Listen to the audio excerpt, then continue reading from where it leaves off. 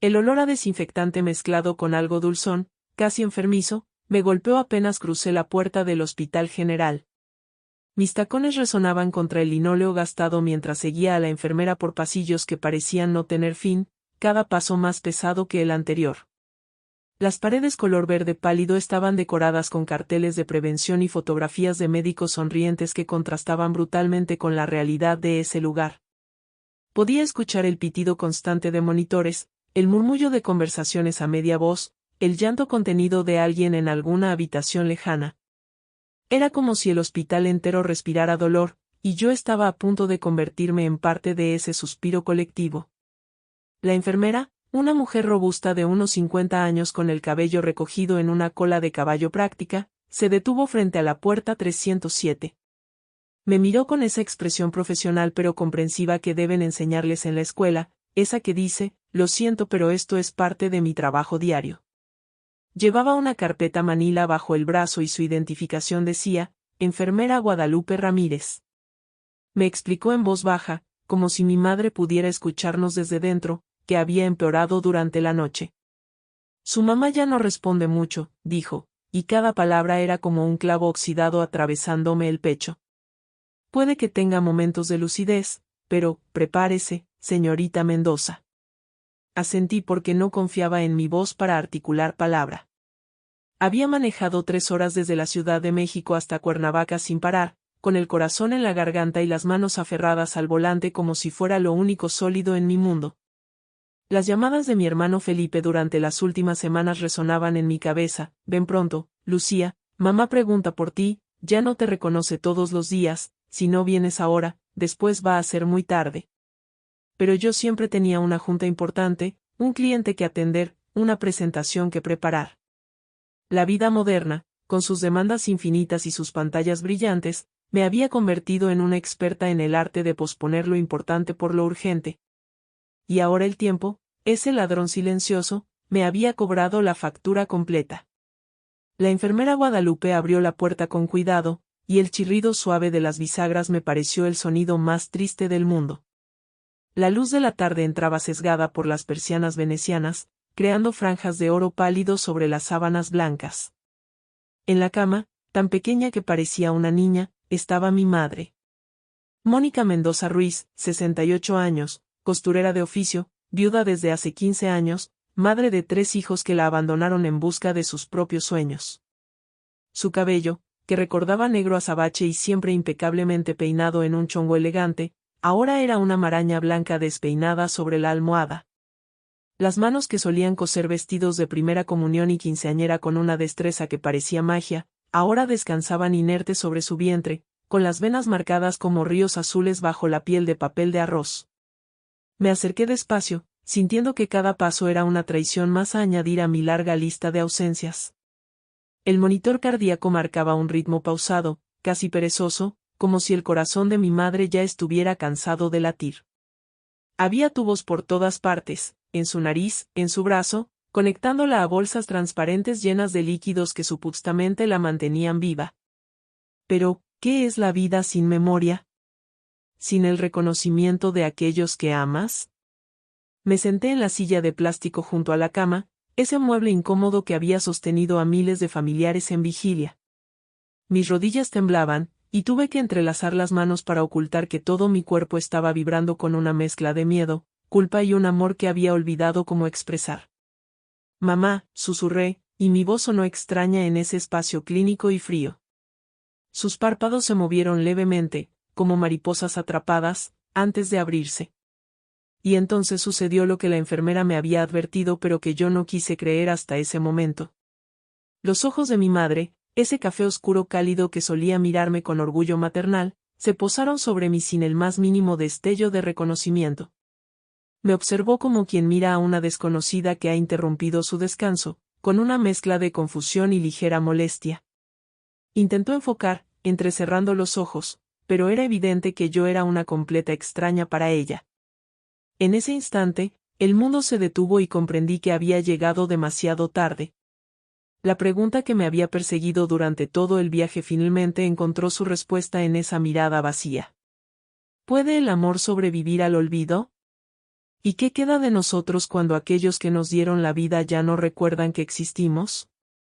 Sentada en ese cuarto de hospital, con el ruido de fondo de máquinas que median la vida en pitidos y números, entendí que había perdido a mi madre mucho antes de que el Alzheimer se la llevara. La había perdido el día que empaqué mis maletas y le dije que México D.F.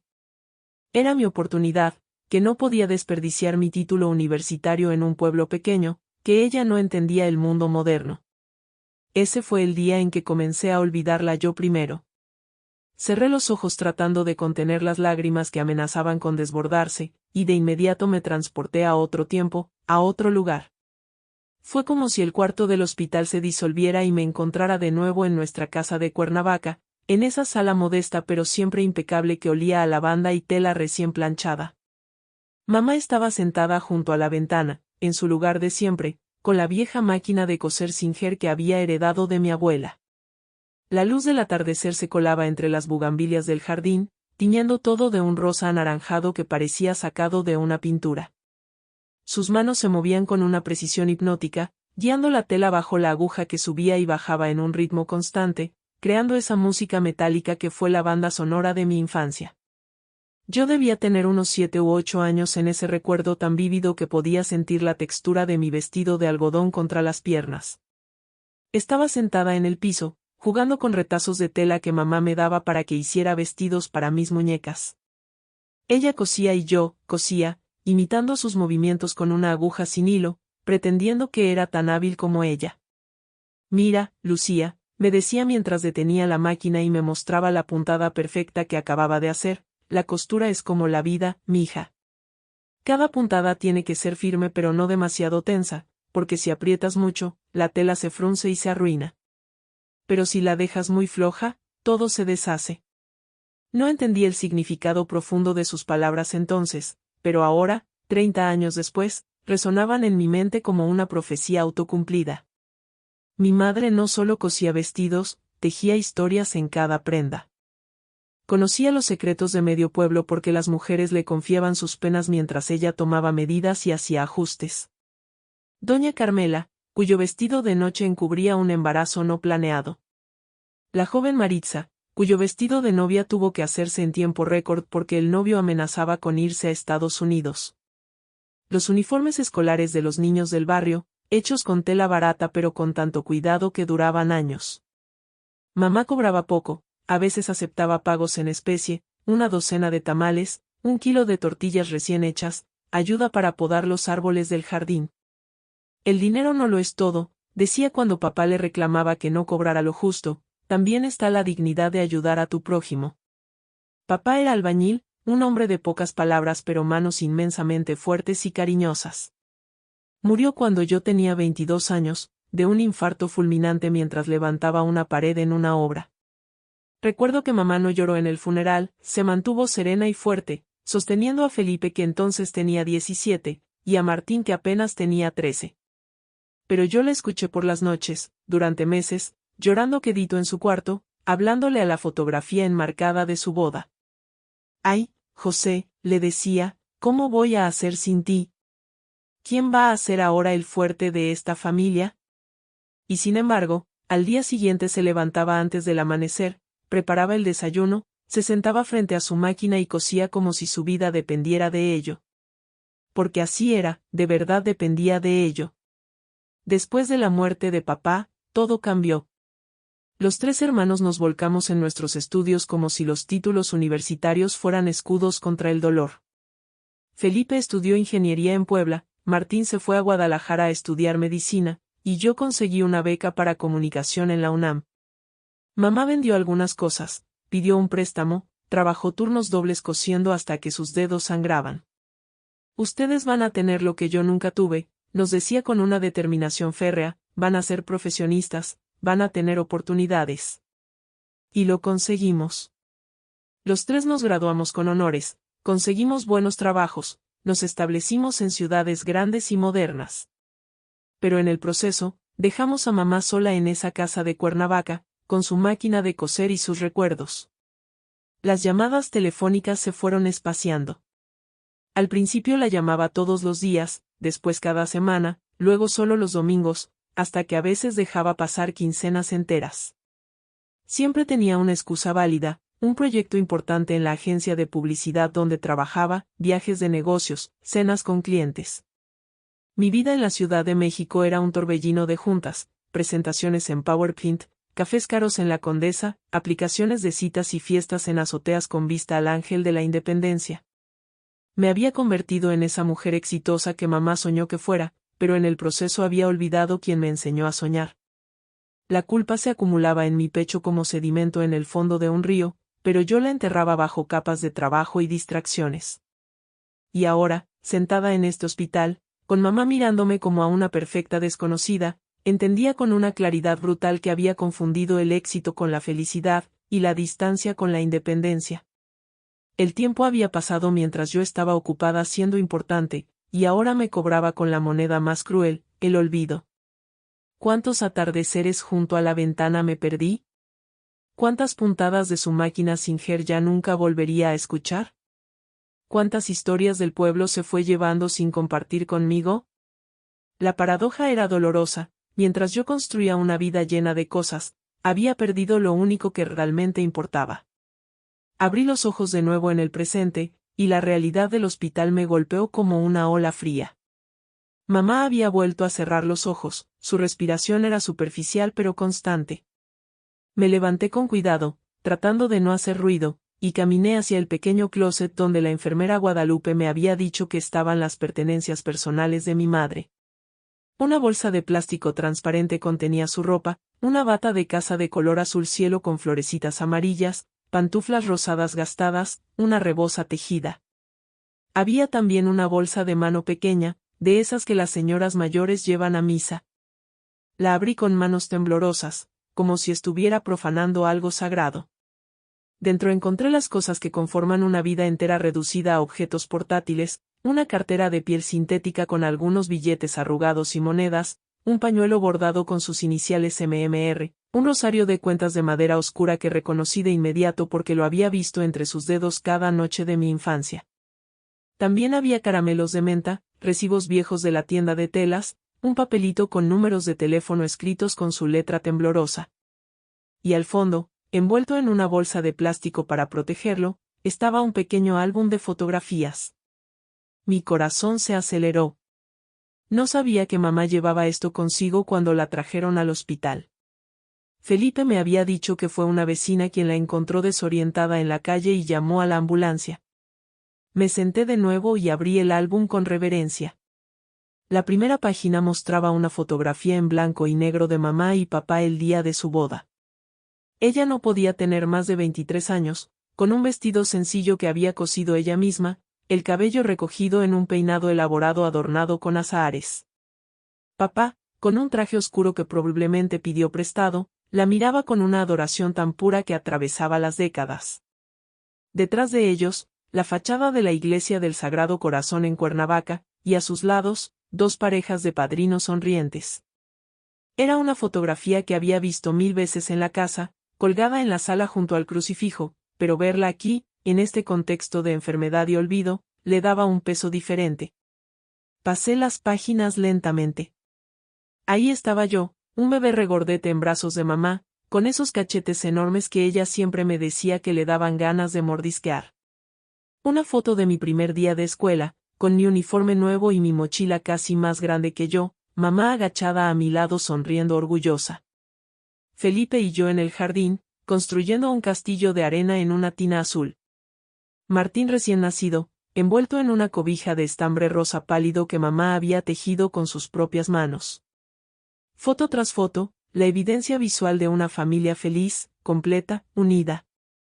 ¿En qué momento todo esto se había desmoronado? ¿Cuándo dejamos de ser nosotros para convertirnos en versiones fragmentadas de algo que alguna vez fue sólido? Había una fotografía que me detuvo en seco. Yo debía tener unos 16 años, en plena adolescencia rebelde. Estaba en el jardín de la casa, con una expresión malhumorada, los brazos cruzados, claramente molesta de que me estuvieran tomando una foto. Recordé ese día con una claridad dolorosa. Era mi cumpleaños y mamá había organizado una pequeña fiesta, había hecho mi pastel favorito de 3 leches, invitó a mis primos y vecinos. Pero yo había querido ir a una fiesta con mis amigos de la escuela, un evento, cool, en casa de alguien con alberca y música moderna. Hicimos una discusión terrible. No entiendes nada, y le había gritado, eres anticuada y aburrida. Todos mis amigos tienen papás que sí los comprenden. Vi cómo sus ojos se llenaron de lágrimas, pero su voz se mantuvo firme. Mientras vivas bajo mi techo, vas a respetar mis reglas, Lucía Mendoza. Al final me quedé en la fiesta que ella organizó, pero pasé todo el tiempo con cara de funeral, haciendo evidente mi disgusto. Mamá nunca dijo nada más sobre el asunto. Simplemente sirvió el pastel, cantamos las mañanitas, abrí los regalos modestos que me habían comprado. Y alguien, probablemente mi tía Rosario, había capturado ese momento en esta fotografía, yo con mi rebeldía adolescente tatuada en el rostro, y mamá en el fondo, desenfocada pero visible, mirándome con una mezcla de tristeza y amor incondicional. Esa imagen resumía años de nuestra relación, yo siempre exigiendo más, queriendo más, buscando algo que estaba convencida que mi familia simple y humilde no podía darme. Y ella, siempre ahí, amándome a pesar de mi ingratitud. Las lágrimas finalmente rodaron por mis mejillas sin que pudiera detenerlas. Seguí pasando páginas, cada imagen un puñal en el corazón. Mi graduación de la universidad, donde mamá aparecía orgullosa con un vestido que había cosido especialmente para la ocasión, mientras yo posaba con mis amigos citadinos que apenas la saludaron. La última Navidad que pasé en casa, hace ya 5 años, donde mi expresión mostraba aburrimiento apenas disimulado. Una foto más reciente, de hace apenas un año, donde mamá aparecía sola en el jardín, visiblemente más delgada y frágil, el cabello ya completamente blanco, pero sonriendo a la cámara con una valentía que ahora me partía el alma. ¿Quién había tomado esa foto?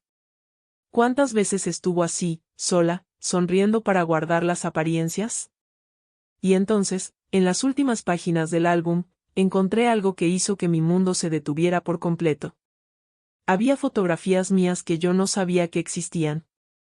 Fotos que alguien debió haberle enviado o que ella misma imprimió de Facebook, yo en presentaciones de trabajo, en viajes, en restaurantes elegantes, en eventos sociales. Eran imágenes de mi vida en la capital, esa vida que yo pensaba que era completamente separada de ella. Pero no lo era. Mamá había estado siguiendo cada paso, recolectando evidencia de mi existencia, construyendo un archivo visual de la hija que ya no la visitaba pero que seguía siendo su orgullo. En la última página, con letra temblorosa pero legible, había escrito con pluma azul, mi Lucía, siempre en mi corazón, aunque esté lejos. Que Dios la bendiga y la cuide.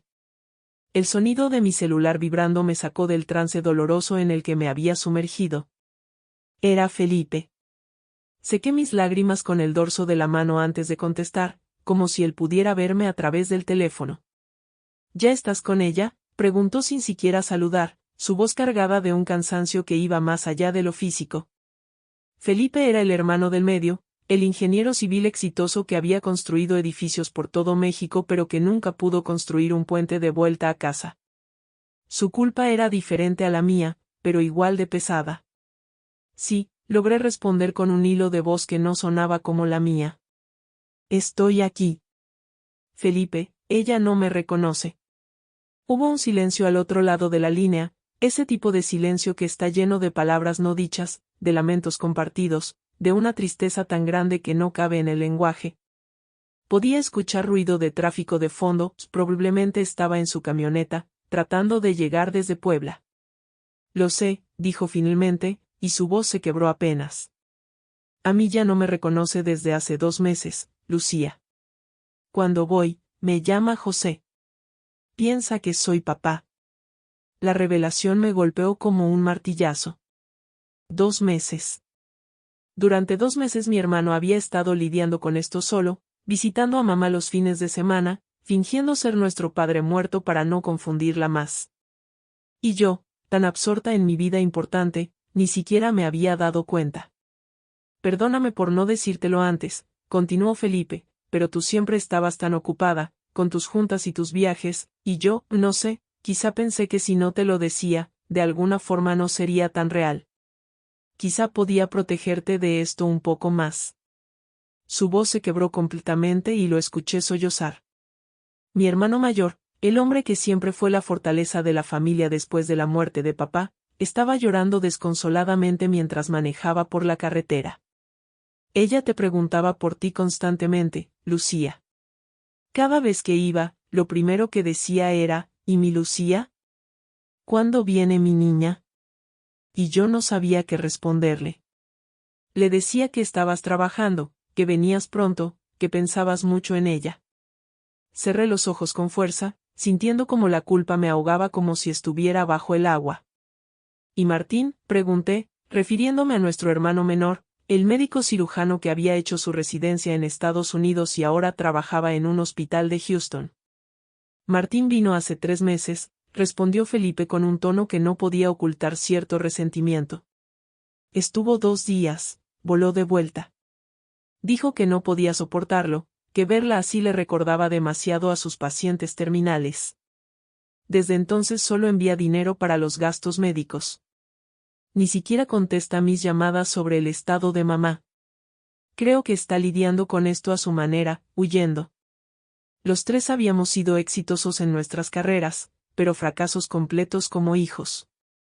Felipe me contó entonces la historia completa, esos detalles que yo me había perdido por estar ausente. Hace 6 meses, mamá empezó a olvidar cosas pequeñas, dónde había puesto las llaves, si había cerrado la llave del gas, el nombre de vecinos que conocía desde hace décadas. Al principio lo atribuyeron a la edad, a esos despistes normales de la vejez. Pero después empezó a perderse en su propio barrio, a salir en bata a medianoche buscando su máquina de coser que según ella a alguien le había robado. Los vecinos la encontraban deambulando, confundida, preguntando por José, por sus hijos pequeños, por su madre que había muerto 30 años atrás. Doña Carmela, la vecina de toda la vida, fue quien finalmente lo llamó alarmada. Felipe había contratado a una enfermera para que la cuidara durante el día, pero mamá se negaba a cooperar. Insistía en que estaba bien, que no necesitaba ayuda, que su esposo iba a volver pronto de la obra y la cuidaría. Se enojaba con la enfermera, la acusaba de querer robarle sus cosas, escondía sus medicamentos.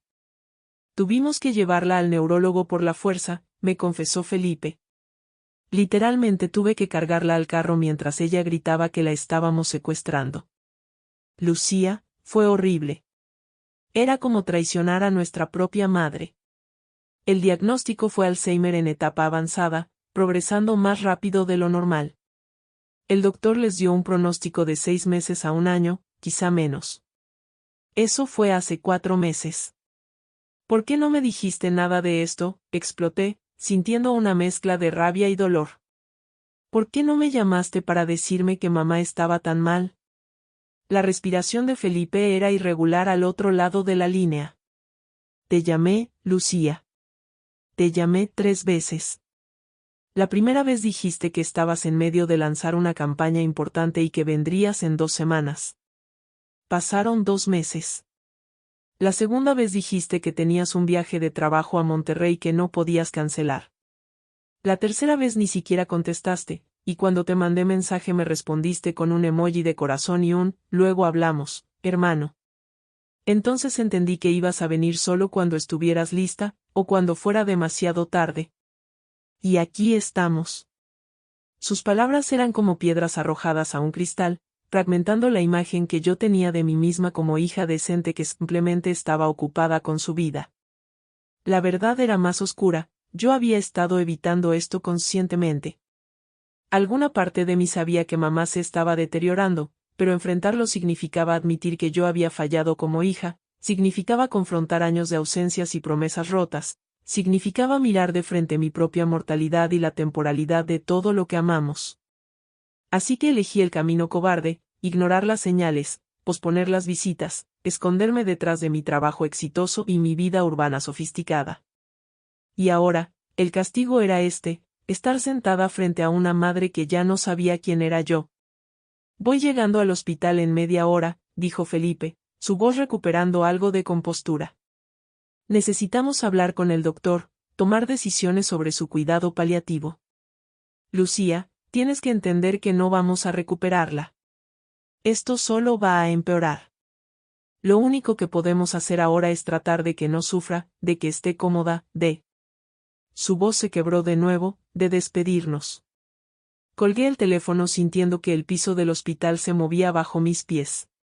Despedirnos. Esa palabra tan definitiva, tan final. ¿Cómo te despides de alguien que ya no sabe quién eres? ¿Cómo le dices adiós a alguien que ya se fue hace meses, aunque su cuerpo siga aquí?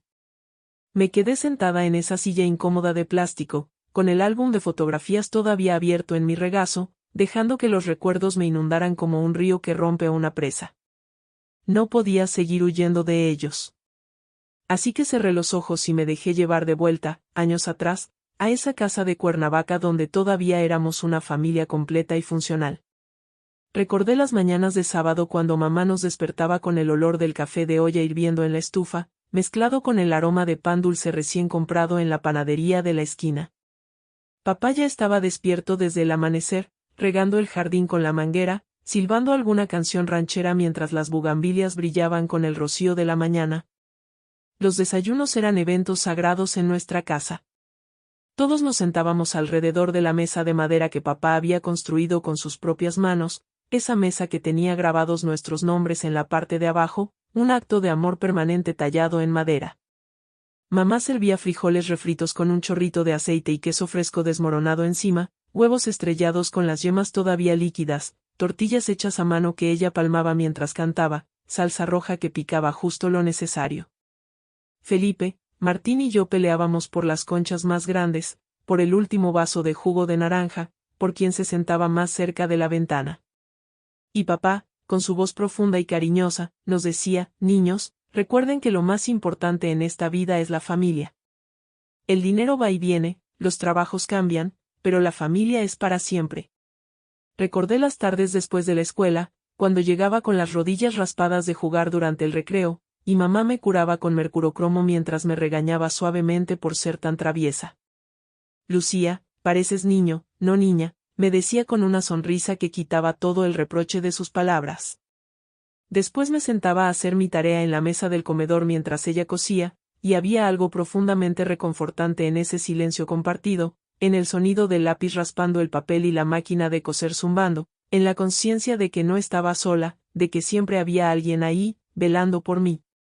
A veces levantaba la vista de mis ejercicios de matemáticas y la encontraba mirándome con una ternura tan pura que me hacía sentir como la persona más importante del mundo. Las navidades eran mágicas en esa casa pequeña pero llena de amor. Mamá comenzaba los preparativos desde principios de diciembre, planeando cada comida, cada detalle de la decoración. No teníamos mucho dinero, pero ella tenía la habilidad de convertir lo simple en extraordinario. Hacía esferas navideñas con papel periódico y pegamento, guirnaldas con hojas de maíz secas pintadas de colores, un nacimiento con figuras de barro que había heredado de su abuela. La Nochebuena, la casa se llenaba de familia, tíos, primos, compadres, vecinos. Mamá pasaba días cocinando, tamales de pollo y de rajas, pozole rojo con todas sus guarniciones, buñuelos espolvoreados con azúcar y canela, ponche de frutas hirviendo en una olla gigante.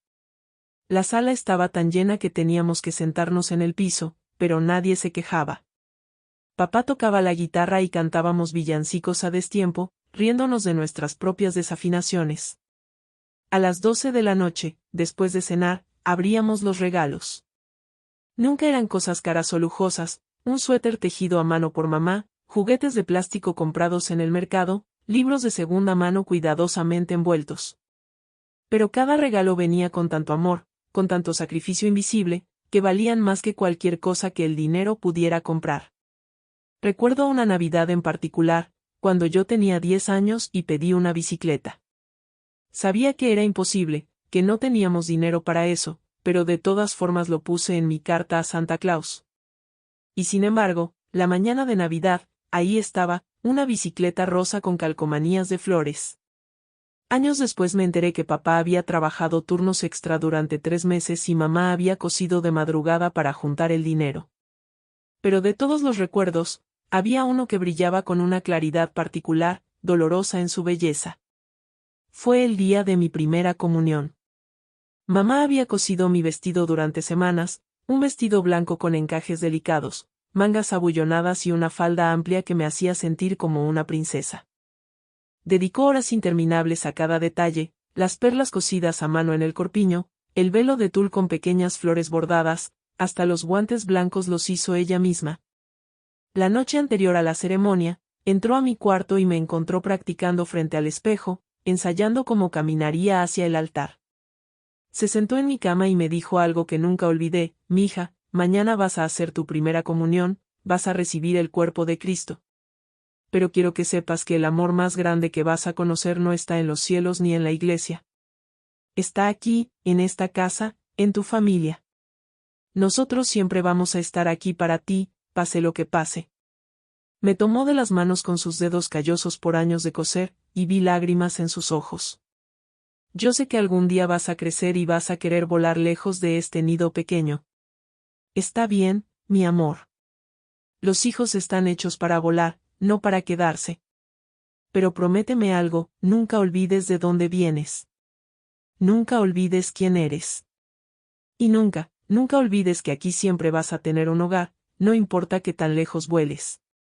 Yo, con mi inocencia de niña de 8 años, le prometí entre risas que nunca me iría de la casa, que siempre viviría con ella, que seríamos mejores amigas para siempre. Ella sonrió con esa sonrisa triste de madres que saben más que sus hijas, y me dio un beso en la frente. Ahora, más de 25 años después, finalmente entendía esa tristeza.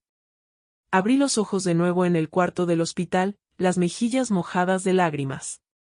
Los recuerdos eran hermosos y brutales a la vez, porque resaltaban todo lo que había perdido, todo lo que había dejado ir por perseguir una vida que ahora me parecía vacía y sin sentido.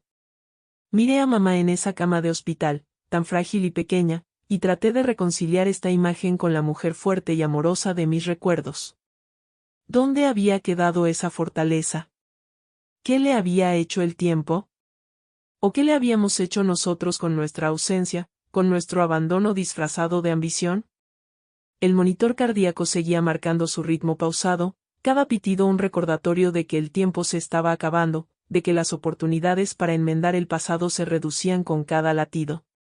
La puerta se abrió y Felipe entró al cuarto con esa presencia sólida que siempre lo había caracterizado, pero algo había cambiado en él. Físicamente seguía siendo el mismo hombre alto y fornido, con el pelo negro comenzando a mostrar canas en las sienes, los hombros anchos de quien ha trabajado con las manos toda su vida. Pero había una pesadez en su mirada, una curvatura en sus hombros que no recordaba de la última vez que lo vi hace casi 2 años. Llevaba jeans gastados y una camisa de mezclilla arrugada, como si se hubiera vestido apurado. Sus ojos, del mismo café oscuro que los de mamá, estaban enrojecidos y rodeados de ojeras profundas. Se veía como un hombre que llevaba meses sin dormir bien, arrastrando el peso de responsabilidades que nunca debió cargar solo. Nos miramos por un largo momento sin decir nada, y en ese silencio había años de conversaciones pendientes, de reproches no dichos, de una complicidad de hermanos que alguna vez fueron inseparables pero que la vida adulta había separado. Finalmente se acercó y me abrazó fuerte, y yo me aferré a él como cuando éramos niños y él era mi protector contra los monstruos imaginarios de la noche.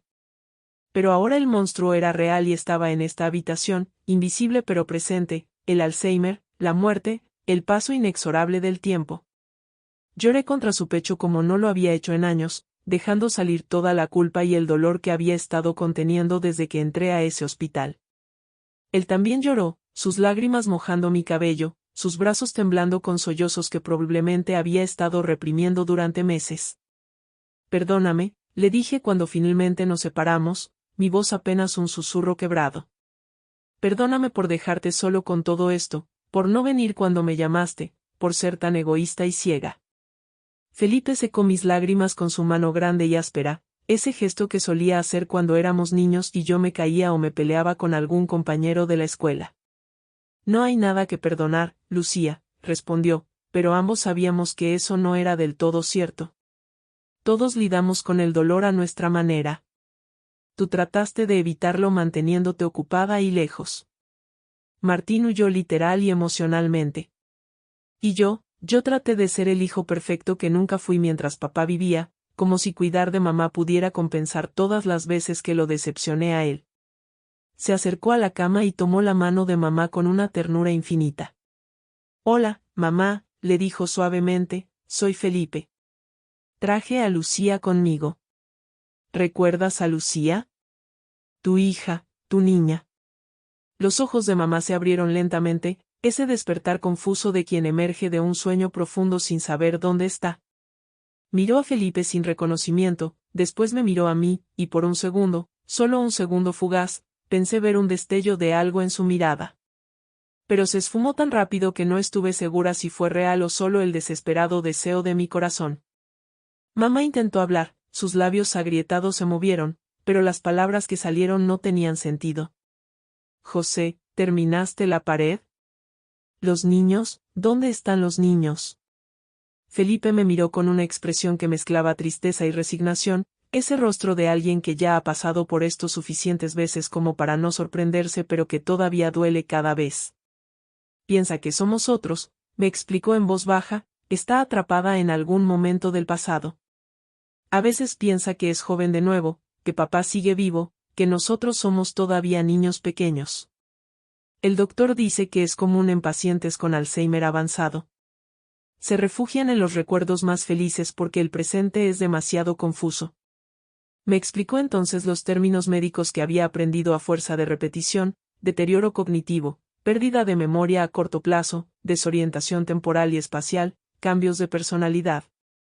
Palabras clínicas para describir la tragedia de ver a alguien que amas desaparecer poco a poco.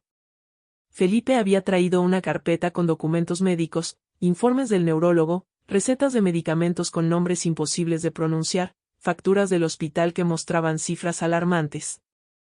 Me mostró todo metódicamente, como el ingeniero que era, presentando los hechos con una claridad dolorosa. El deterioro había sido rápido, mucho más de lo esperado. El doctor les había advertido desde el principio que cada caso era diferente, pero el de mamá era particularmente agresivo.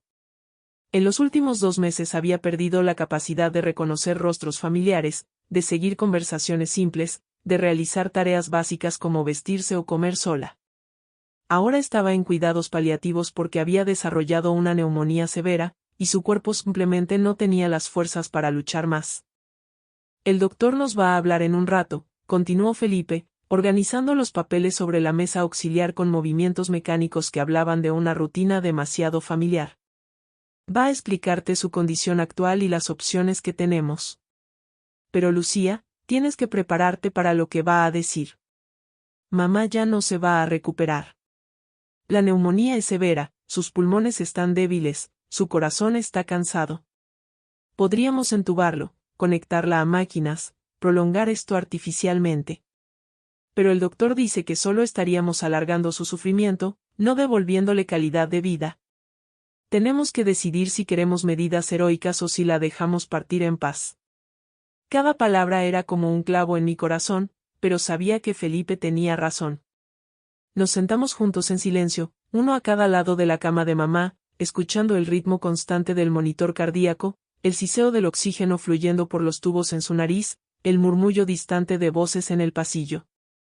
Felipe me contó entonces los detalles que no había querido mencionar por teléfono, esas pequeñas crueldades diarias que había enfrentado solo durante meses. Como mamá a veces se despertaba gritando en medio de la noche, buscando a papá, convencida de que algo terrible le había pasado. Como dejó de reconocer su propia casa y acusaba a Felipe de haberla secuestrado. Como una vez intentó cocinar frijoles y olvidó que había prendido la estufa, casi causando un incendio. Como dejó de coser porque ya no recordaba cómo usar la máquina Singer que había sido su compañera de vida durante 40 años. Lo más duro, me confesó con la voz quebrada, fue el día que destruyó el álbum de fotos. Ese álbum grande que siempre tenía en la sala, ¿te acuerdas? Con todas las fotos familiares desde que naciste hasta que dejamos de visitarla regularmente. Un día llegué y lo encontré hecho pedazos. Había rasgado todas las fotos, las había roto en fragmentos pequeños, estaban esparcidas por toda la sala. Me senté en el piso y lloré como niño, tratando de juntar los pedazos, pero muchas estaban irrecuperables. Cuando le pregunté por qué lo había hecho, me miró confundida y dijo que esa gente en las fotos eran extraños, que alguien había puesto fotos de desconocidos en su casa. Lucía, Nos había olvidado tan completamente que incluso nuestras imágenes le parecían amenazantes. Mi corazón se destrozó en pedazos al escuchar esto. Ese álbum era el tesoro de mamá, el registro visual de su vida entera, la evidencia tangible de que había sido amada, de que había construido una familia, de que su existencia había importado. Y la enfermedad se lo había arrebatado, dejándola sin anclaje a su propia historia. Por eso empecé a llevarle este álbum pequeño al hospital, continuó Felipe, señalando el que yo tenía en mis manos. Salvé algunas fotos del álbum grande, imprimí otras de internet, hice este nuevo.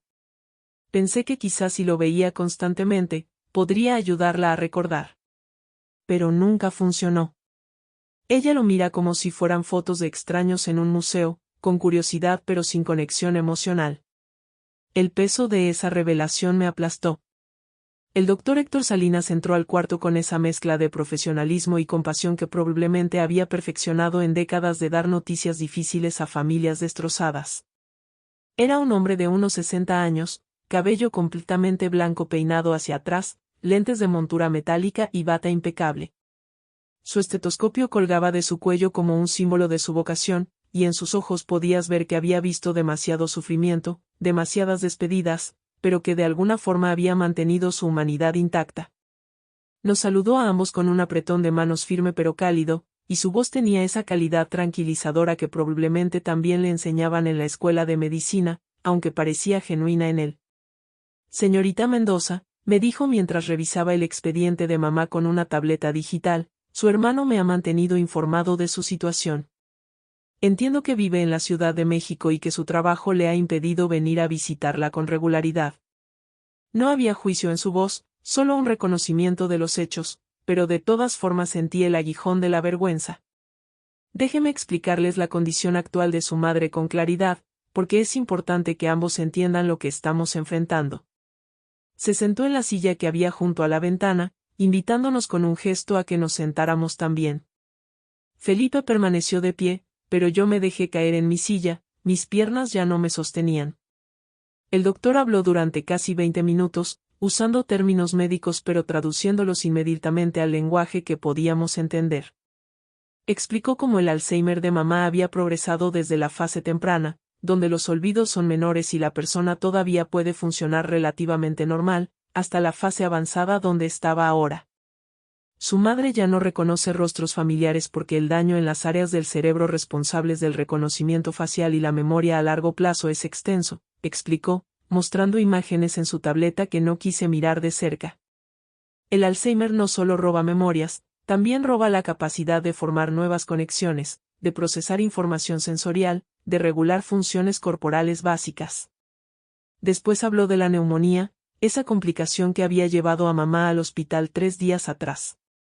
La neumonía es una de las principales causas de muerte en pacientes con Alzheimer avanzado, dijo con una honestidad que aprecié aunque doliera. El sistema inmunológico está debilitado, los reflejos de la tos están comprometidos, la capacidad de tragar está afectada. Su madre aspira saliva y comida hacia sus pulmones sin darse cuenta, creando el ambiente perfecto para la infección. Estamos tratando la neumonía con antibióticos intravenosos, pero su respuesta ha sido mínima. Sus pulmones están congestionados, su saturación de oxígeno sigue baja a pesar del apoyo respiratorio, y su corazón ya muestra signos de fatiga por el esfuerzo extra que está haciendo. ¿Cuánto tiempo le queda?, pregunté, la voz apenas un susurro. Necesitaba saber, necesitaba esa certeza brutal que solo los números pueden dar. El doctor me miró con compasión. Es difícil ser exactos con estos pronósticos, cada paciente es diferente. Pero siendo honesto con ustedes, basándome en su evolución actual, yo diría que estamos hablando de días, quizá una semana o 2 a lo sumo. Su cuerpo simplemente está demasiado cansado. Ha luchado mucho. Días. La palabra resonó en mi cabeza como una campana fúnebre. No años, no meses. Días. Había llegado en el último momento, cuando ya casi no había tiempo, cuando todas las conversaciones pendientes, todos los «te quiero» no dichos, todas las disculpas necesarias tendrían que comprimirse en un espacio minúsculo antes de que se cerrara para siempre. El doctor Salinas nos explicó entonces las opciones de cuidado paliativo, ese eufemismo médico para dejarla morir cómodamente. Podían mantener el tratamiento actual, antibióticos, oxígeno, hidratación intravenosa, monitoreo constante. Esto podría prolongar su vida unos días más, pero con sufrimiento potencial, los tubos, las agujas, la confusión de estar en un hospital, la incomodidad. O podían cambiar a cuidado de confort, suspender los tratamientos agresivos, enfocarse solo en mantenerla sin dolor, sin molestias, permitir que la naturaleza siguiera su curso. En mi experiencia profesional y personal, añadió el doctor, he visto que los pacientes en esta etapa a menudo esperan, como si necesitaran permiso de sus seres queridos para partir. A veces lo único que necesitan es escuchar que está bien dejar ir, que van a estar bien sin ellos. Felipe y yo intercambiamos miradas, comunicándonos sin palabras como solo los hermanos que crecieron juntos pueden hacer.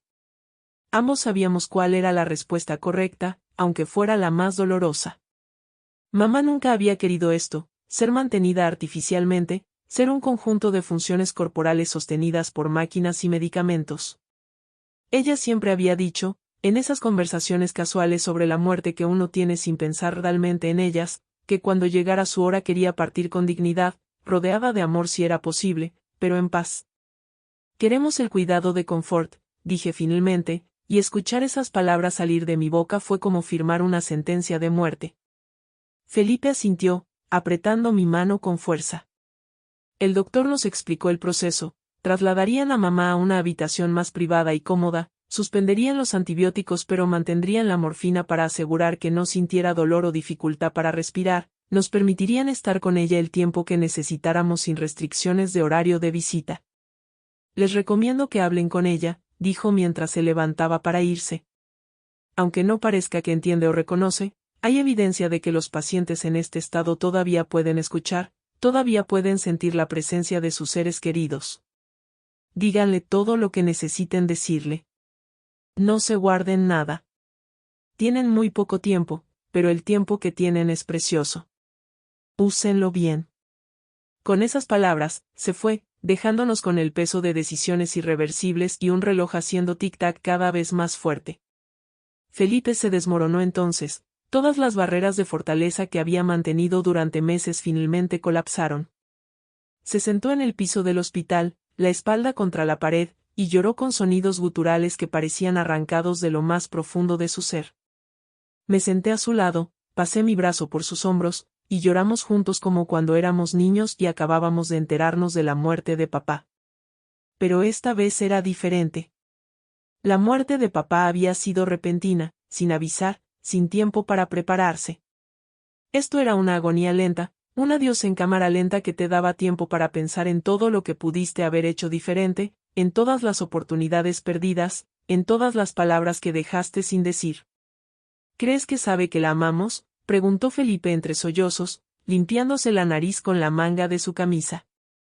¿Crees que en algún lugar dentro de esa confusión, dentro de esa oscuridad que se tragó sus recuerdos, todavía sabe que sus hijos la aman?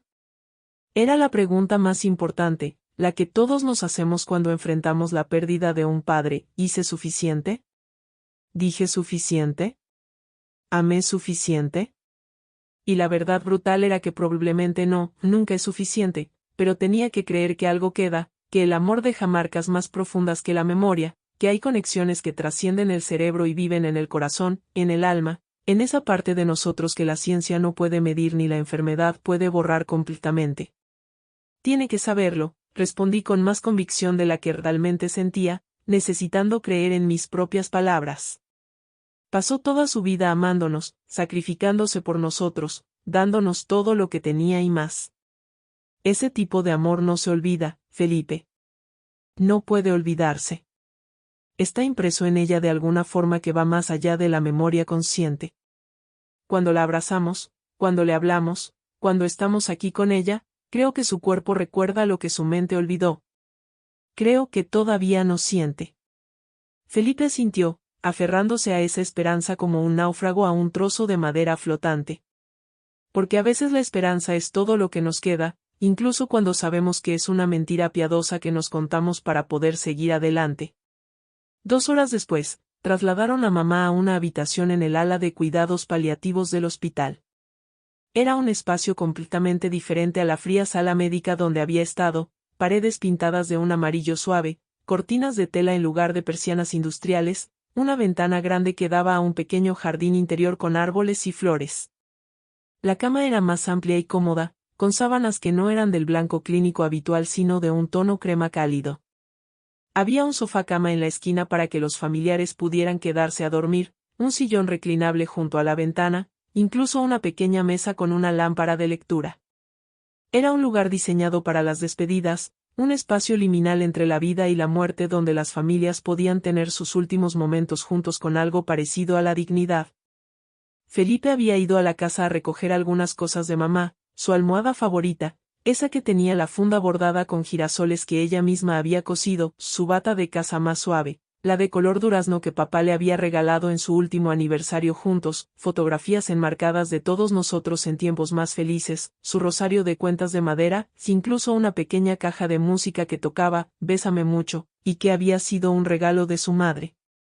Acomodé estas cosas alrededor de la habitación, tratando de crear un ambiente que se sintiera más como hogar y menos como hospital. Coloqué las fotografías donde mamá pudiera verlas si abría los ojos, aunque sabía que probablemente no reconocería a las personas en ellas. La enfermera que ahora estaba a cargo de mamá era diferente también. Se llamaba Sofía, era más joven, quizá de mi edad, con una calidez genuina en su forma de moverse alrededor de la cama. Explicó que en cuidados paliativos su enfoque no era curar sino confortar, asegurarse de que mamá no sintiera dolor, no tuviera miedo, no estuviera sola. Habló directamente con mamá aunque ella no respondiera, explicándole cada cosa que iba a hacer antes de hacerla. Señora Mónica, voy a acomodar su almohada para que esté más cómoda. Voy a ajustar estas sábanas. Aquí está su hija Lucía y su hijo Felipe, ellos se van a quedar con usted todo el tiempo que quieran. Cada palabra dicha con respeto, con humanidad. Me senté en el sillón reclinable junto a la cama y tomé la mano de mamá. Era tan pequeña y frágil, los huesos prominentes bajo la piel traslúcida, las venas azules como ríos en un mapa. Sus uñas, que siempre había mantenido cortas y limpias para poder coser, ahora estaban descuidadas, amarillentas. Había manchas de edad en el dorso de sus manos, esas marcas del tiempo que aparecen sin que nos demos cuenta, evidencia visible de los años que pasan mientras no prestamos atención. Acaricié suavemente sus dedos, sintiendo los callos formados por décadas de empujar agujas a través de tela, de trabajar sin descanso para mantenernos vivos y vestidos. Estas manos me habían alimentado, me habían bañado cuando era bebé, me habían aplaudido en cada logro, me habían consolado en cada tristeza. Mamá, comencé a hablar, no sabiendo realmente qué decir pero sintiendo que tenía que decir algo. Soy yo, Lucía. Tu hija. Sé que no me reconoces ahora, pero estoy aquí. Finalmente estoy aquí. Mi voz se quebró pero continué. Lamento tanto haber demorado tanto. Lamento todos los años que no vine a visitarte, todas las llamadas que no respondí, todas las veces que dije que estaba demasiado ocupada. Nada de eso era más importante que tú. Mi trabajo, mis juntas, mis clientes, mi vida tan importante en la ciudad, todo eso no significa nada comparado con esto, contigo. Y lo entiendo demasiado tarde. Las lágrimas corrían libremente por mi rostro pero no me importó. Felipe se acercó y se arrodilló junto a la cama del otro lado, tomando la otra mano de mamá. Mamá, soy Felipe, dijo con voz temblorosa. También llegué tarde, mamá. Papá me enseñó a ser fuerte, a ser el hombre de la casa después de que él se fue. Pero ser fuerte no significaba alejarme, no significaba visitarte solo los fines de semana cuando me quedaba tiempo entre proyectos. Debí haber estado aquí más.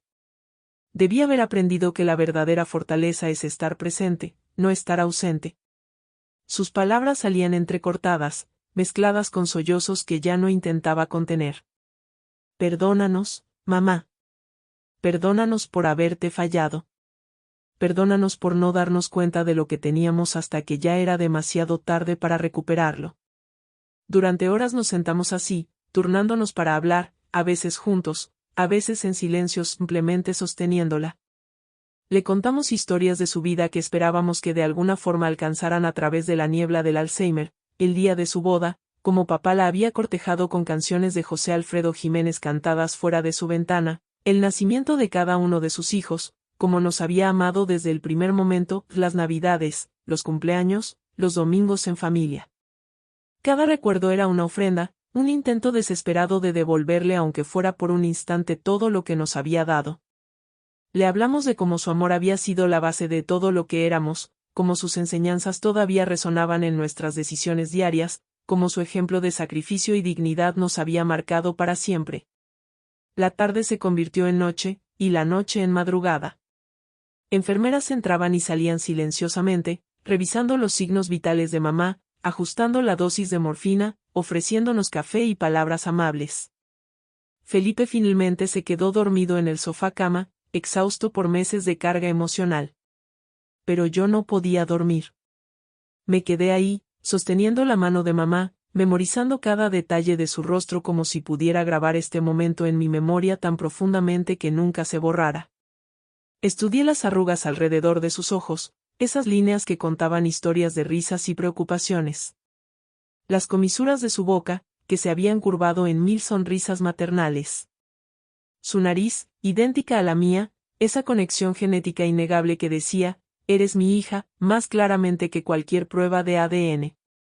Y entonces, en ese silencio de madrugada, cuando el hospital entero parecía dormir excepto nosotras, sucedió algo.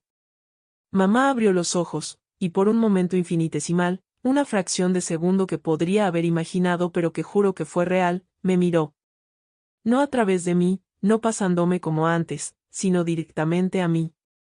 Y en ese momento vi algo, un destello de reconocimiento, una chispa de la mujer que había sido, de la madre que me conoció antes de que la enfermedad se la llevara. Sus labios se movieron, intentando formar palabras, y acerqué mi oído a su boca. Mi niña, susurró, tan bajo que podría haber sido solo el suspiro de su respiración, pero lo escuché. Lo sé que lo escuché. La mañana llegó con esa luz grisácea que precede al amanecer, filtrándose tímidamente a través de las cortinas de la habitación. Felipe se despertó sobresaltado, desorientado por un momento antes de recordar dónde estaba y por qué. Nos miramos con ojos hinchados y rojos, dos personas que habían envejecido años en una sola noche. El monitor cardíaco de mamá seguía marcando su ritmo, pero más lento ahora, más irregular. La enfermera Sofía entró para el turno de la mañana y nos informó que el doctor pasaría en unas horas. Está estable por ahora, dijo con esa voz suave que usaba exclusivamente en este piso, pero pueden notar que está más somnolienta, menos receptiva. Es parte del proceso. Su cuerpo está comenzando a apagar funciones no esenciales.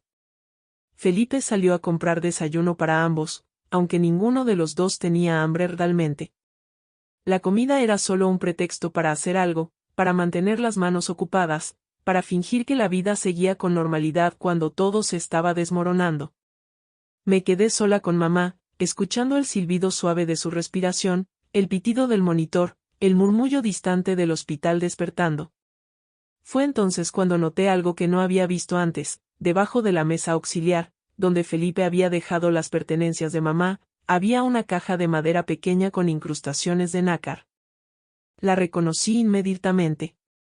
Era su caja de costura, la que su madre le había regalado cuando se casó, la que había sido su compañera constante durante 40 años. Me agaché y la recogí con cuidado, sorprendida de encontrarla ahí. ¿Por qué Felipe la habría traído al hospital?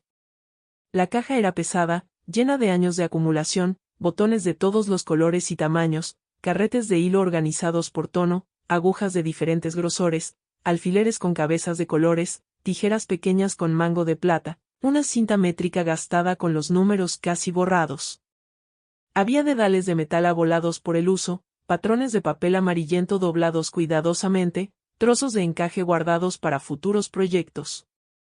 Cada objeto en esa caja era un fragmento de la vida de mamá, un testimonio silencioso de las miles de horas que había pasado creando belleza con sus manos. Pero había algo más en el fondo de la caja, escondido debajo de todo lo demás. Un sobre de papel manila, viejo y doblado, con mi nombre escrito en la letra inconfundible de mamá, para mi Lucía. Las manos me temblaron al sacarlo. ¿Cuánto tiempo había estado ahí? ¿Cuándo lo había escrito? Lo abrí con cuidado, como si fuera un artefacto antiguo que podría desintegrarse con el toque equivocado. Dentro había varias hojas de papel, llenas de la letra temblorosa de mamá, escrita con tinta azul que se había decolorado en algunos lugares. La fecha en la primera hoja decía, 15 de marzo de 2024 minutos, hace más de un año, cuando el Alzheimer ya había comenzado pero mamá todavía tenía momentos de claridad. Mi querida Lucía, comenzaba la carta, y mis ojos inmediatamente se llenaron de lágrimas que hacían borrosas las palabras. Si estás leyendo esto, probablemente significa que ya no soy la misma persona que fui. Felipe me explicó que tengo una enfermedad que va a borrar mis recuerdos, que voy a olvidar quién soy, quiénes son ustedes. Es difícil de entender, de aceptar. ¿Cómo es posible olvidar a tus propios hijos? ¿Cómo el cerebro puede traicionar al corazón de esa manera? Pero tengo momentos buenos todavía, momentos donde estoy consciente de lo que viene, y quiero usar este tiempo para decirte cosas que necesitas escuchar. Continué leyendo, cada palabra un regalo y una tortura. Mamá escribía sobre cómo estaba orgullosa de mí, de todo lo que había logrado, de la mujer fuerte e independiente en la que me había convertido. Sé que a veces pensabas que no entendía tu mundo, tus sueños de ciudad grande y vida moderna. Pero te entendía más de lo que crees. Yo también soñé una vez con salir de mi pueblo pequeño, con ver el mundo, con ser más que una costurera. Pero la vida te lleva por caminos que no planeaste, y aprendí a encontrar felicidad en lo que tenía. Tú eres más valiente que yo, mi niña. Te atreviste a perseguir tus sueños. Eso es hermoso. Mis lágrimas caían sobre el papel, manchando la tinta, pero no podía parar de leer. Lo que más me duele no es que me vaya a olvidar de ti, continuaba la carta, sino la idea de que tú puedas pensar que te olvidé porque no te amaba suficiente. Lucía, escúchame bien, nunca ha habido un solo día de tu vida en que no haya sido mi primera preocupación y mi mayor alegría. Cuando naciste, tan pequeña y perfecta, juré que te protegería de todo. Pero no puedo protegerte de esto, de verme desaparecer poco a poco. Lo siento tanto, mi hija.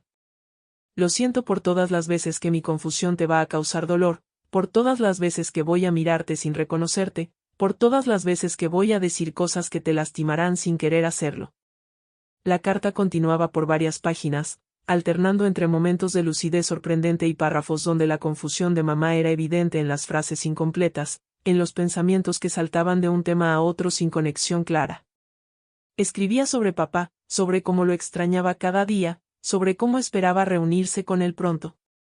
Escribía sobre Felipe y Martín, expresando su amor y orgullo por cada uno de sus hijos de maneras diferentes pero igualmente profundas. Escribía sobre su propia infancia, sobre su madre que murió cuando ella era joven, sobre la carga de convertirse en esposa y madre antes de sentirse lista para hacerlo. Escribía sobre arrepentimientos, no haber estudiado más, no haber viajado, no haber sido más valiente en defender sus propios sueños antes de dedicarse completamente a los sueños de otros. Pero si tuviera que vivir mi vida de nuevo, decía hacia el final de la carta, no cambiaría nada excepto una cosa, les habría dicho más seguido cuánto los amaba. Uno asume que el amor se sobreentiende, que no hace falta repetirlo. Pero ahora, enfrentando la posibilidad de perder hasta la capacidad de sentir amor, entiendo que nunca es suficiente decirlo. Así que te lo digo ahora, mi Lucía hermosa, te amo. Te amé desde el momento en que supe que estabas creciendo en mi vientre. Te amé a través de todas tus etapas, incluso las difíciles. Te amé cuando te fuiste a perseguir tus sueños aunque me doliera tu ausencia. Y voy a seguir amándote incluso cuando ya no pueda recordar tu nombre, porque el amor es más fuerte que la memoria. La carta terminaba con un párrafo que me destrozó completamente: no te sientas culpable por no haber venido más seguido. La vida es así, los hijos crecen y se van, es natural y correcto. Yo te empujé a volar, a buscar tu destino lejos de este pueblo pequeño. No puedo culparte por hacer exactamente lo que te enseñé a hacer. Si me perdonas por olvidarte, yo te perdono por haberme olvidado primero. Al final, mi niña, todo lo que importa es esto: fuiste amada completamente, sin condiciones, sin reservas. Eso nunca va a cambiar, ni siquiera cuando la enfermedad me quite todo lo demás. Con todo mi corazón, tu mamá que te adora. En esta caja también hay algo que comencé a coser para ti hace años pero nunca terminé. Quizá Felipe pueda llevarlo con alguien que lo termine. Es un vestido, como los que solía hacerte cuando eras niña. Quería que tuvieras uno más. Metí la mano en la caja de costura temblando, buscando debajo de los hilos y botones. Y ahí estaba, tela doblada con cuidado, ya cortada y parcialmente cosida. Un vestido color azul cielo, simple pero elegante, en mi talla actual. Mamá había estado trabajando en esto, probablemente por años, tomándolo y dejándolo cuando podía, un proyecto de amor lento y constante. Las puntadas que había completado eran perfectas, ese trabajo de manos maestras que habían cosido miles de prendas. Pero se detenían abruptamente a medio corpiño, agujas todavía clavadas en la tela, como si mamá hubiera tenido que parar en medio de la labor y nunca pudo regresar a terminarla. Esas agujas abandonadas eran más elocuentes que 1000 palabras. Presioné el vestido contra mi pecho y lloré como no había llorado en años, como no había llorado quizá nunca. Lloré por todo lo perdido, por todo lo no dicho, por todo el tiempo desperdiciado. Lloré por esa mamá joven y fuerte de mis recuerdos que se había desvanecido en esta mujer frágil en la cama de hospital. Lloré por las conversaciones que nunca tendríamos, por los abrazos que no di, por las veces que elegí el trabajo sobre ella, por todas las llamadas telefónicas que dejé ir al buzón de voz. Lloré por este vestido inconcluso, este símbolo perfecto de una vida interrumpida, de amor expresado en puntadas que ya no podían continuar. Y lloré porque sabía que era demasiado tarde para enmendar nada, demasiado tarde para retroceder el tiempo, demasiado tarde para ser la hija que debía haber sido. Felipe regresó y me encontró en el piso, rodeada de hilos y botones esparcidos, el vestido inconcluso en mi regazo, la carta de mamá arrugada en mi mano, llorando con sonidos que no parecían humanos. Se arrodilló a mi lado sin preguntar, simplemente me abrazó mientras yo me deshacía en sus brazos. Le mostré la carta con manos temblorosas, observé cómo sus ojos recorrían las líneas escritas por mamá, cómo su rostro se deformaba con dolor con cada párrafo. Cuando terminó de leer, ambos nos quedamos sentados en el piso del hospital, dos adultos reducidos a niños otra vez por el amor y la pérdida. También hay una carta para mí, dijo finalmente, su voz ronca. La encontré hace 2 meses. Dice cosas similares. Mamá sabía lo que venía, Lucía. Se preparó para decir adiós de la única forma que pudo. Las horas siguientes pasaron en una niebla de lágrimas y recuerdos compartidos. Felipe y yo nos turnamos leyendo la carta de mamá en voz alta junto a su cama, esperando que de alguna forma pudiera escucharnos, que supiera que habíamos recibido su mensaje final.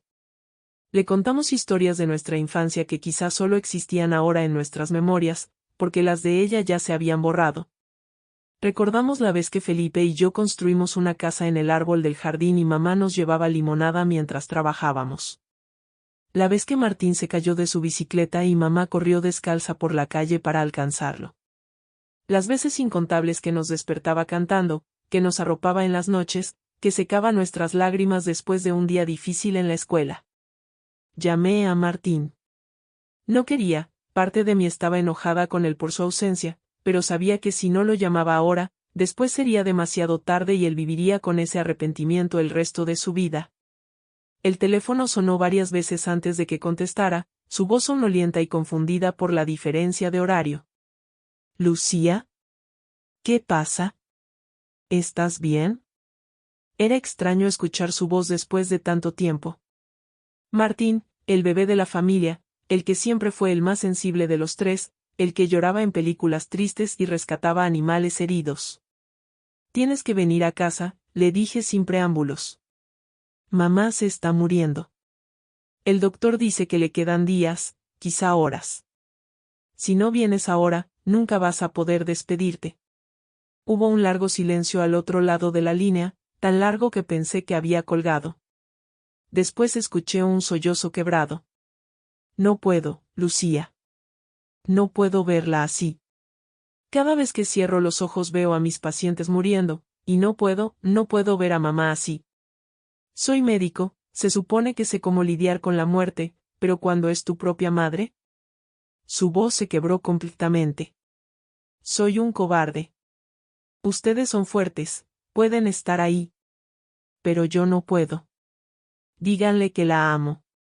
Díganle que lo siento. Díganle que... No terminó la frase. Supe que no vendría. Parte de mí estaba furiosa con él, pero otra parte entendía.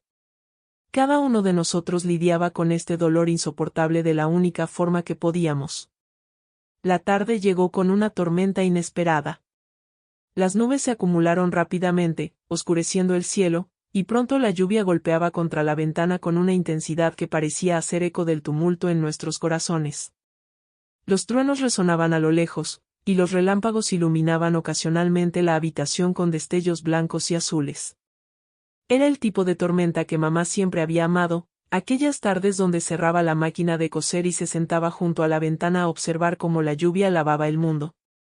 Mira, Lucía, me decía, la naturaleza se está limpiando a sí misma. Nosotros también necesitamos tormentas en la vida para lavarnos, para renovarnos. Ahora entendía que esta tormenta era perfecta, apropiada para este momento de despedida y transformación. El doctor Salinas vino al atardecer para revisar a mamá. Su expresión lo dijo todo antes de que hablara. Su respiración es cada vez más superficial, explicó gentilmente. Su presión está bajando. Su corazón está haciendo su mejor esfuerzo, pero está cansado. Probablemente sea cuestión de horas ahora, no días. Nos preguntó si habíamos llamado a otros familiares que quisieran despedirse. Felipe llamó a nuestros tíos, a algunos primos cercanos, pero era tarde y con la tormenta, llegarían al día siguiente. No habría tiempo. Esto iba a ser solo nosotros tres, mamá, Felipe y yo. Quizá era apropiado. Después de todo, así habíamos estado esa última década, una familia fragmentada reducida a sus componentes mínimos, cada uno navegando su propia soledad. Conforme las horas pasaban, los cambios en mamá se volvieron más evidentes. Su piel tomó ese tono grisáceo característico que según la enfermera Sofía era señal de que el cuerpo estaba redirigiendo sangre de las extremidades hacia los órganos vitales en un último esfuerzo de supervivencia. Su respiración adquirió un patrón irregular, varias respiraciones rápidas seguidas de pausas alarmantemente largas donde pensábamos que había exhalado por última vez, solo para que volviera a inhalar súbitamente. Sus manos, que habíamos estado sosteniendo constantemente, se enfriaron a pesar de las mantas. Los latidos de su corazón en el monitor se volvieron más espaciados, más irregulares, el pitido constante ahora interrumpido por silencios cada vez más largos. Felipe y yo nos acercamos más a la cama, cada uno sosteniendo una de sus manos, nuestras propias manos entrelazadas sobre su cuerpo en un gesto de unidad que no habíamos compartido en años. Mamá, dijo Felipe con voz clara y fuerte, como si el volumen pudiera atravesar la niebla de la inconsciencia, quiero que sepas que vas a estar con papá pronto. Él te está esperando. Van a estar juntos de nuevo, bailando en la cocina como solían hacer cuando pensaban que no los veíamos. Ya no vas a estar confundida, ya no vas a estar perdida. Vas a recordar todo, vas a ser tú misma otra vez. Sus palabras eran hermosas, un regalo final de esperanza incluso si ninguno de nosotros sabía si había algo después de la muerte. Y nosotros vamos a estar bien, mamá, añadí yo, mintiendo piadosamente porque nada estaría bien nunca más pero necesitaba que ella se fuera en paz. Felipe y yo nos vamos a cuidar mutuamente. Vamos a asegurarnos de que Martín esté bien también. Vamos a mantener la familia unida, como tú siempre quisiste. Vamos a visitar tu tumba juntos, vamos a recordarte en cada Navidad, en cada cumpleaños. Nunca vas a ser olvidada, mamá. Nunca. Vas a vivir en nosotros, en las cosas que nos enseñaste, en el amor que nos diste. Eso nunca muere. El amor nunca muere. Y mientras decía estas palabras, elegí creer en ellas, porque necesitaba creer que algo de ella permanecería, que no todo se perdía en la oscuridad, que el amor era más fuerte que la muerte.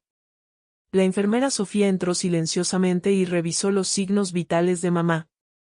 Nos miró con compasión infinita. Su madre sabe que están aquí, nos dijo suavemente. Puede que no responda, pero los está escuchando. Su presencia le está dando consuelo, le está dando permiso para dejar ir. están haciendo exactamente lo correcto. Y entonces hizo algo hermoso, tomó una silla y se sentó con nosotros, no como enfermera profesional sino como un ser humano testificando un momento sagrado. Si quieren, puedo rezar con ustedes, ofreció. Felipe y yo asentimos, agradecidos por tener a alguien más ahí, por no estar completamente solos en este momento imposible de enfrentar. Sofía sacó un rosario de su bolsillo, no el de las cuentas estándar sino uno hecho a mano con semillas, similar al que mamá tenía. Comenzó a rezar en voz baja, las palabras familiares del Ave María que mamá había rezado miles de veces durante su vida. Felipe y yo nos unimos, nuestras voces entrelazándose en esa oración que trasciende la religión y se convierte en algo más profundo, un reconocimiento de nuestra propia mortalidad, un pedido de paz para el alma que parte, un consuelo para los que quedan atrás. Dios te salve María, llena eres de gracia, el Señor es contigo. Las palabras fluían, creando un ritmo hipnótico que nos anclaba en el momento, que nos daba algo a que aferrarnos mientras todo lo demás se deslizaba hacia el abismo. Y entonces, en medio de la oración, algo cambió. La respiración de mamá se volvió aún más espaciada, las pausas entre inhalaciones se extendieron peligrosamente. Abrió los ojos una última vez, no para mirarnos específicamente sino más allá, como si viera algo que nosotros no podíamos ver. Una expresión de paz absoluta cruzó su rostro, esa serenidad que solo viene cuando el sufrimiento finalmente termina. Sus labios se curvaron levemente en lo que podría haber sido una sonrisa, o quizás solo una relajación de músculos que ya no tenían que luchar. José, murmuró con una claridad sorprendente, ese nombre que había susurrado cada noche desde su muerte. Y entonces, con una exhalación suave como un suspiro de alivio, se fue. El monitor cardíaco emitió ese sonido continuo e interminable que todos tememos, esa nota única y sostenida que marca el fin. Sofía se levantó rápidamente y apagó el sonido, devolviéndonos el silencio, ese silencio ensordecedor de una presencia que ya no está, de una vida que ha terminado. Felipe y yo nos quedamos inmóviles por un momento, todavía sosteniendo las manos de mamá, esperando quizá que fuera solo otra de esas pausas largas en su respiración, que volvería a inhalar en cualquier segundo. Pero no lo hizo. Su pecho permaneció inmóvil, su rostro sereno en reposo eterno. Mónica Mendoza Ruiz, costurera, madre, viuda, había partido. Y el mundo, indiferente a nuestra pérdida, seguía girando. Los días siguientes pasaron en una bruma de arreglos funerarios, llamadas telefónicas, papeleo interminable y rituales de duelo que la sociedad ha perfeccionado a lo largo de los siglos.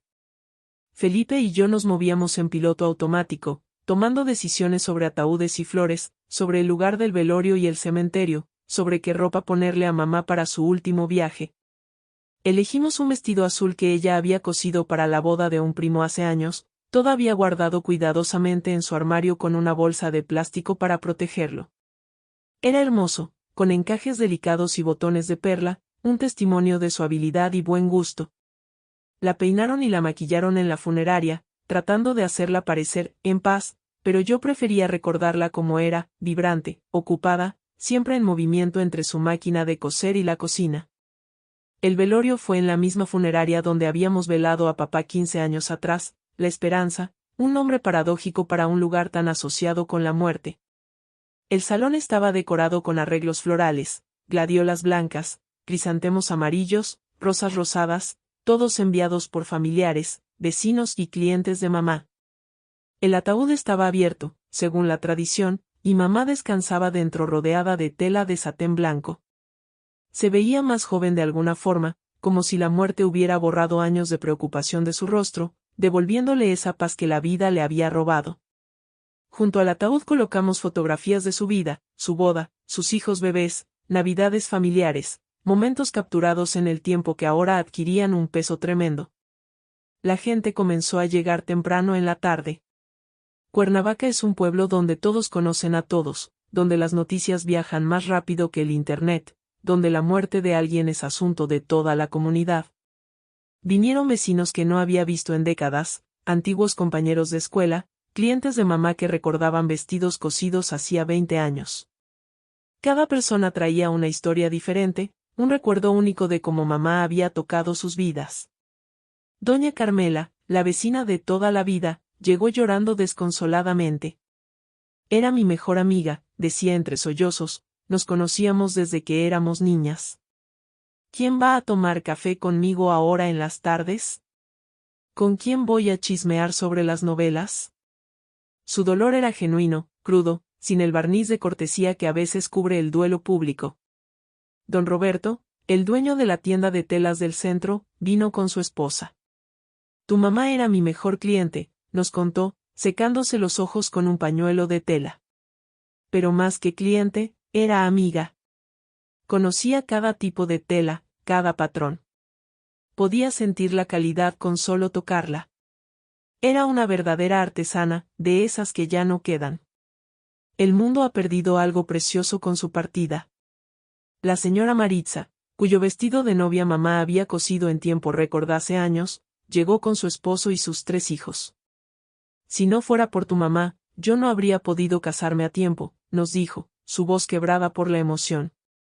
Mi esposo amenazaba con irse a Estados Unidos, yo estaba desesperada, y tu mamá cosió mi vestido en 2 semanas, trabajando día y noche. Nos dio su regalo de bodas. Fue una de las personas más generosas que he conocido. Historia tras historia, nos dábamos cuenta de cuántas vidas mamá había tocado de formas que nunca supimos.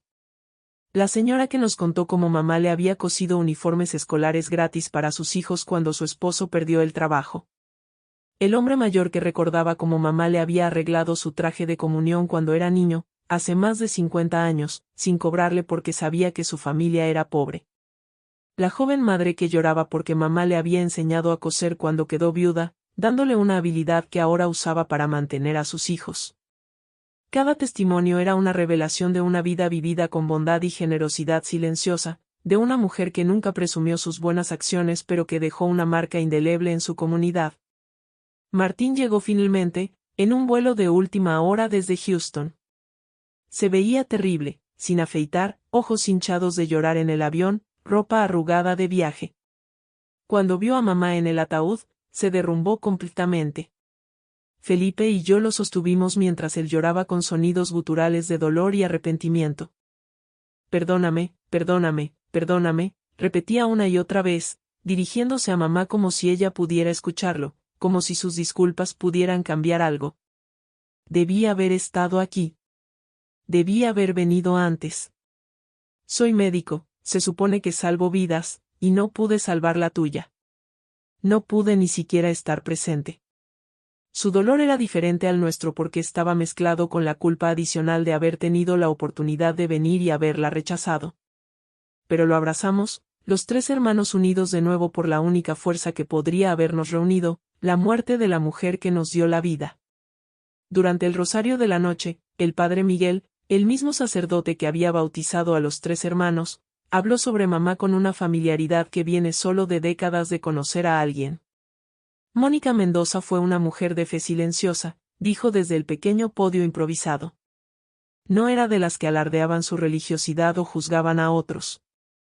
Simplemente vivió los valores cristianos en cada acto cotidiano, alimentó al hambriento, vistió al desnudo, amó a su prójimo como a sí misma.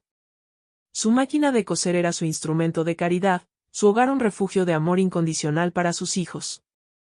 Ahora descansa con nuestro Señor, y puedo imaginarla ya cosiendo las túnicas de los ángeles.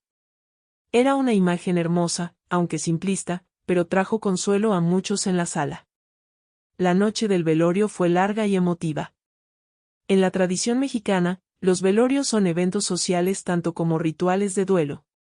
Hubo café constantemente circulando, pan dulce traído por los vecinos, conversaciones en voz baja que ocasionalmente estallaban en risas cuando alguien recordaba una anécdota particularmente divertida de mamá.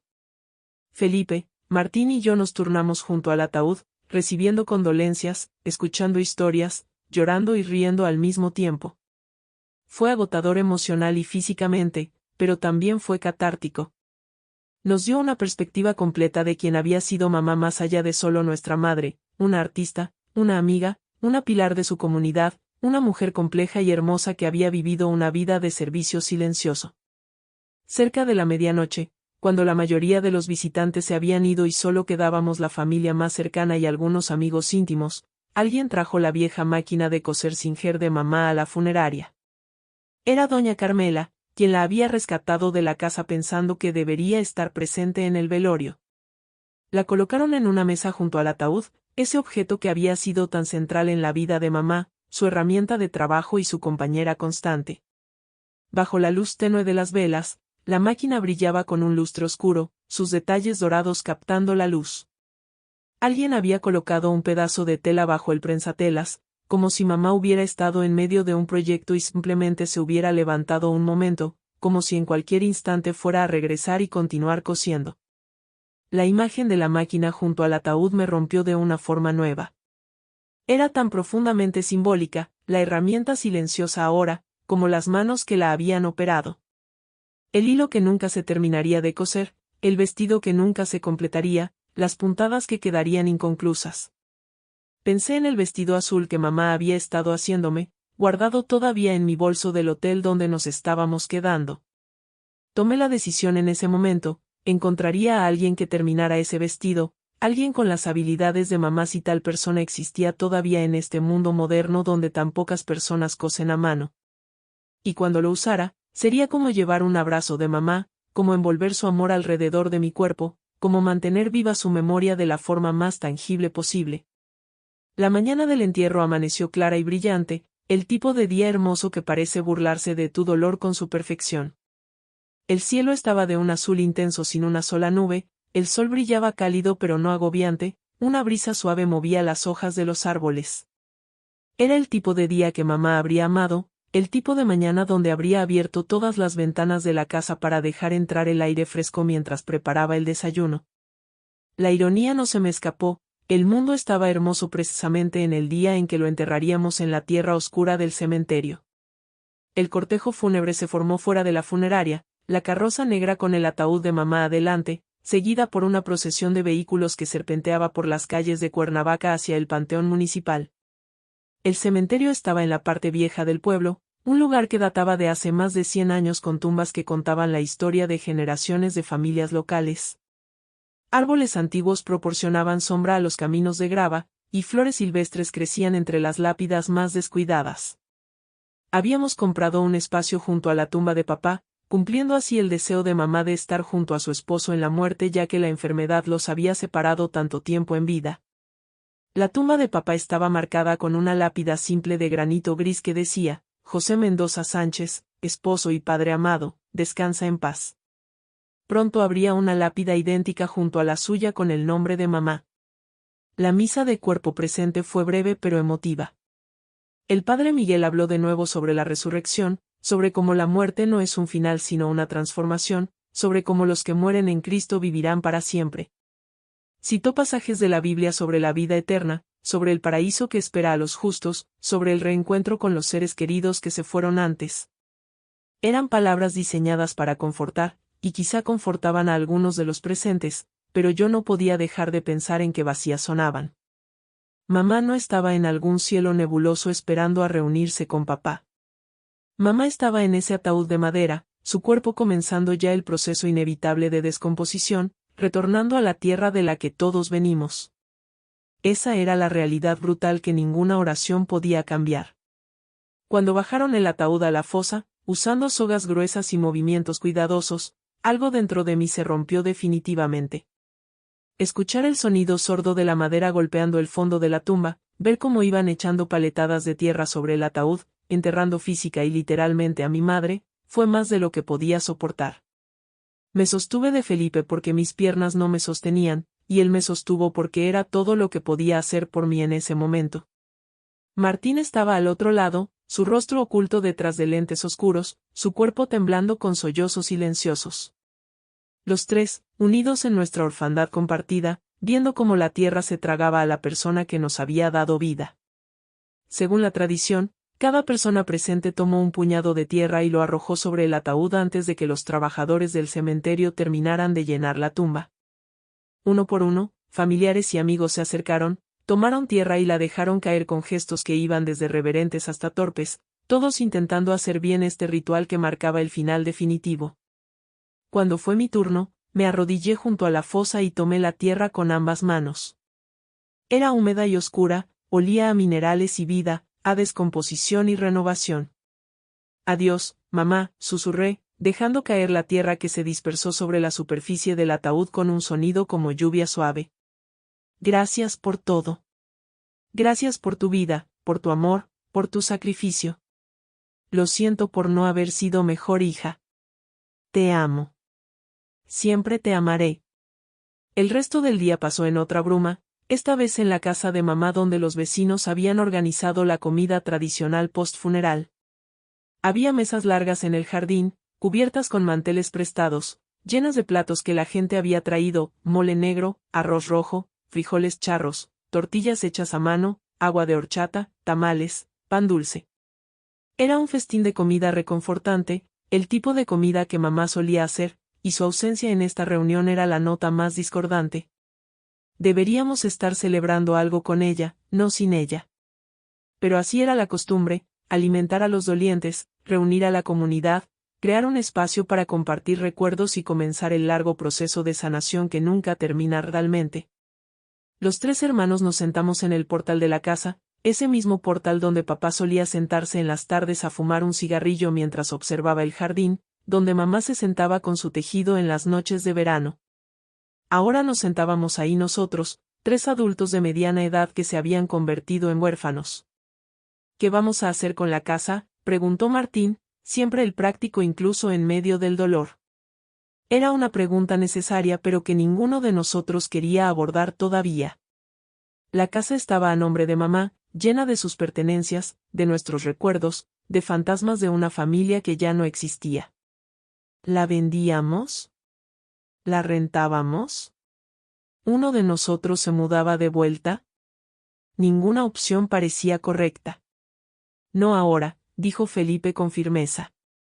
No vamos a tomar esas decisiones ahora. Dejemos que la casa esté ahí un tiempo, démosle tiempo al dolor, después decidiremos. Tenía razón, por supuesto. Era demasiado pronto para decisiones permanentes, demasiado pronto para desarmar la vida de mamá como si nunca hubiera existido. Pero necesitamos empezar a ordenar sus cosas eventualmente, añadió Martín. Sus documentos, sus pertenencias, su máquina de coser. La mención de la máquina nos silenció a todos. Esa máquina que había sido tan central en la vida de mamá, ¿qué hacíamos con ella? ¿La vendíamos a algún coleccionista de antigüedades? ¿La donábamos? ¿La guardábamos en una bodega para que se oxidara en el olvido? Me la quedo yo, dije súbitamente, sorprendiéndome a mí misma con la firmeza de mi decisión. Voy a aprender a coser. Voy a usar la máquina de mamá para terminar el vestido que empezó para mí, y después voy a coser otras cosas.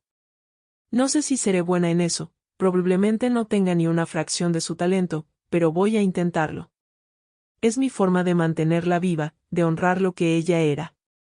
Felipe y Martín me miraron con sorpresa, pero después asintieron. Era una buena idea, quizá la única idea buena que alguno de nosotros había tenido en días.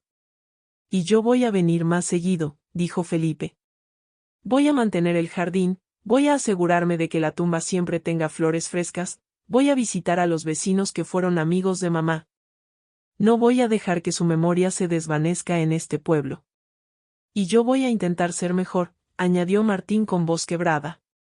Voy a llamarlos más seguido, voy a venir a visitarlos a ambos, voy a tratar de ser el hermano y el hijo que debía haber sido. No puedo cambiar el pasado, pero puedo intentar ser mejor en el futuro. Nos tomamos de las manos, los 3 hermanos, sentados en ese portal lleno de recuerdos.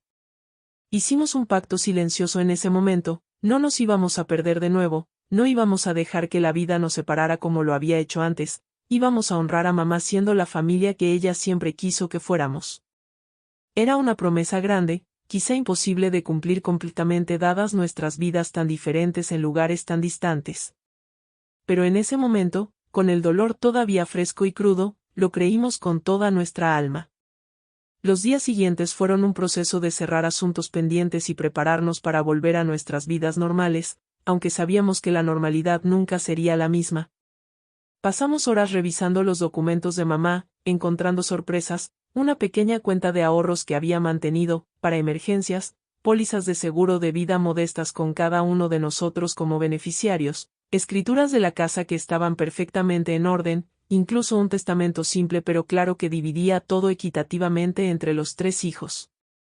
Mamá, incluso en su confusión del Alzheimer, había sido meticulosa en asegurarse de que todo estuviera en orden para cuando partiera. Era tan como ella, siempre pensando en los demás, siempre tratando de facilitar las cosas a sus hijos incluso en la muerte.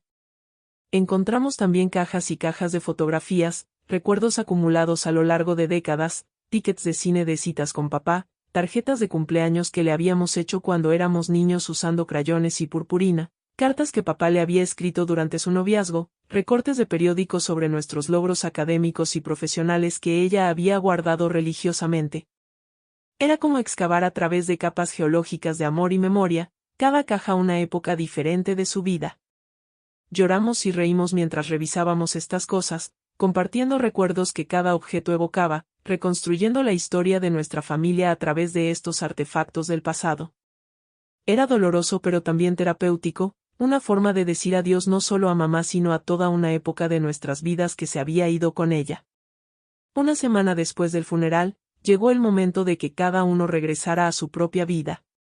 Martín tenía que volver a Houston, a su trabajo en el hospital, a su apartamento solitario en una ciudad donde nadie lo conocía realmente. Felipe tenía que volver a Puebla, a sus proyectos de construcción, a su propia familia que había estado esperando pacientemente mientras él lidiaba con esto.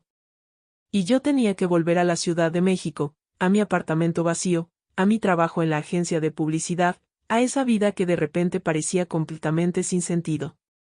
Nos despedimos en el portal de la casa de mamá, abrazándonos más tiempo de lo normal, diciéndonos, te quiero, con una urgencia que no habíamos sentido antes, sabiendo en algún nivel profundo que la muerte de mamá nos había enseñado la lección más importante, nada es permanente, el tiempo se acaba, las oportunidades se pierden. Manejé de vuelta a la Ciudad de México con la máquina de coser Singer de mamá cuidadosamente asegurada en el asiento trasero de mi carro, envuelta en mantas para protegerla. También llevaba el vestido inconcluso, la caja de costura con todos sus contenidos, el álbum de fotografías, la carta. Eran objetos físicos pero eran más que eso, eran pedazos de mamá, fragmentos de su esencia que yo podía llevar conmigo, que podía tocar cuando la extrañara demasiado. Mientras la ciudad se acercaba, con su tráfico infernal y su contaminación y su ritmo frenético, sentí una desconexión profunda. ¿Cómo podía volver a preocuparme por campañas publicitarias y presentaciones de PowerPoint y likes en redes sociales cuando acababa de enterrar a mi madre? ¿Cómo retomaba mi vida anterior sabiendo lo que ahora sabía sobre lo frágil que es todo, sobre lo rápido que podemos perder lo que más importa? 3 meses después, me siento junto a la ventana de mi apartamento en la Ciudad de México con la máquina de coser Singer de mamá frente a mí y el vestido azul que ella comenzó finalmente en mis manos. Aprendí a coser, torpemente al principio, con tutoriales de YouTube y la paciencia infinita de doña Carmela quien viene a visitarme una vez al mes y me enseña las técnicas que mamá le enseñó a ella hace décadas. Las puntadas que hago no son tan perfectas como las de mamá, quizá nunca lo serán, pero cada una está hecha con amor y memoria. Cuando termine este vestido y lo use por primera vez, sé que voy a sentir a mamá conmigo. Su amor está tejido en cada fibra, su espíritu vive en cada puntada, su memoria permanece más fuerte que el olvido que intentó borrarla. El Alzheimer se llevó sus recuerdos, pero no pudo tocar los nuestros. Ahí es donde ella vive ahora, en las historias que contamos, en las lecciones que nos enseñó, en el amor que nos dio que ahora pasamos a otros.